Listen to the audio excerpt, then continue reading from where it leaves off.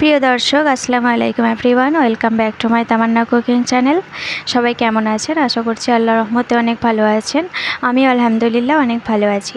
আজকে আমি হাজির হয়েছি আপনাদের সামনে রুই মাছের কোরমা রেসিপি নিয়ে। তো এটি আমি খুব সহজভাবে আপনাদেরকে করে দেখাবো, আর কিছু টিপসও আপনাদেরকে দেব যেটি আপনাদের অনেক কাজে লাগবে।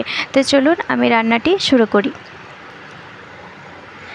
প্রথমে আমি মাছ নিয়ে নিয়েছি। আমি 500 গ্রামের মতো মাছ নিয়ে নিয়েছি, আর আমি এরকম সাইজ করে পিস করে নিয়েছি। আমি 6 পিস করে নিয়েছি।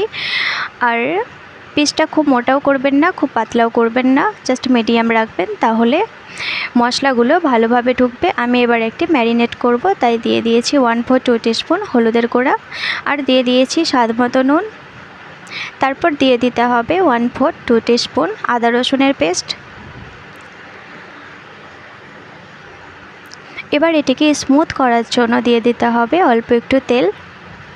এখানে যে কোনো তেল ব্যবহার করে নিতে হবে। এবার এটিকে ভালোভাবে আলতো হাতে মিক্স করে নেবেন।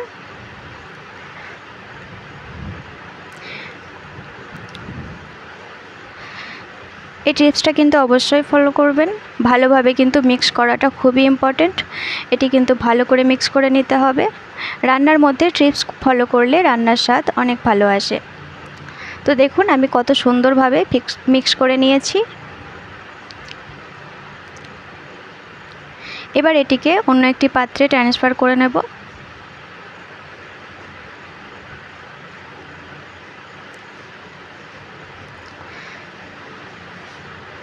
তারপরে এটাকে আমি ঢাকনা দিয়ে রেখে দেব। আর অন্যদিকে আমি পেঁয়াজ নিয়ে নিয়েছি। আমি 3টে পেঁয়াজ নিয়ে নিয়েছি, 2টো মিডিয়াম সাইজের, একটা ছোট। এবার আমি পেঁয়াজগুলোকে স্লাইস করে কেটে নেব।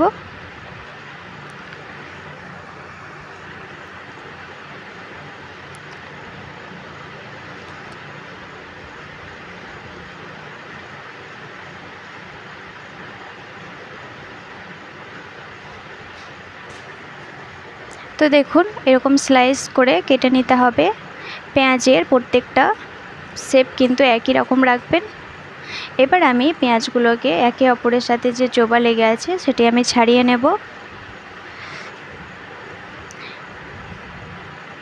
এটাও কিন্তু অবশ্যই ফলো করবেন, এটিও খুব ইম্পর্ট্যান্ট। এবার আমি সোজাসুজি চলে যাব গ্যাসে। একটা কড়াই বসিয়ে দিয়েছি কিছুটা পরিমাণের সরিষার তেল। হ্যাঁ, তেলটা একটু বেশি পরিমাণে দিতে হবে। এর মধ্যে আমি পেঁয়াজগুলো দিয়ে দেব। এবার হাই ফ্লেমে আমি পেঁয়াজগুলোকে এরকম যখন একটু হালকা ফ্রাই হয়ে আসবে তখন দিয়ে দেবো অল্প একটু পরিমাণে চিনি। দেখুন এরকম কালার যখন হয়ে আসবে তখন তুলে নিতে হবে। বেশি ফ্রাই করলে কিন্তু তেতো হয়ে যাবে, খেতে ভালো লাগবে না। এবার আমি ওটিকে ঠান্ডা করতে দেব, আর এদিকে আমি তেলটা গরম অবস্থাতে আমি মাছগুলো ভেজে নেব।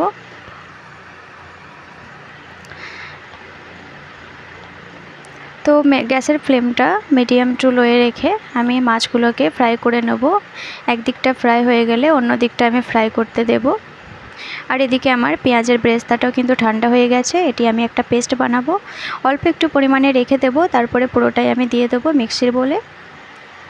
আর দেবো আগে থেকে আমি কাঠবাদাম ভিজিয়ে রেখেছিলাম, আপনারা এখানে যে কোনো বাদাম ইউজ করে নিতে পারেন।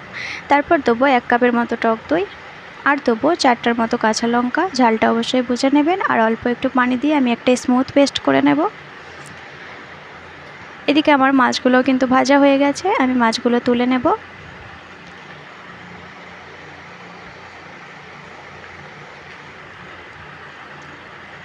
তারপর ওই তেলের মধ্যেই দিতে হবে 2 টুকরো এলাচ। এলাচের মুখটা অবশ্যই ফাটিয়ে নেবেন। 1 টুকরো দিয়ে দিয়েছি জায়ফল, 1 টুকরো দিয়ে দিয়েছি দারচিনি, 1 টুকরো জয়িত্রী, আর 8-10টার মতো গোটা গোল, একটা তেজপাতা, 1/4 টিস্পুন গোটা জিরে, 1/4 টিস্পুন গোটা মৌরি।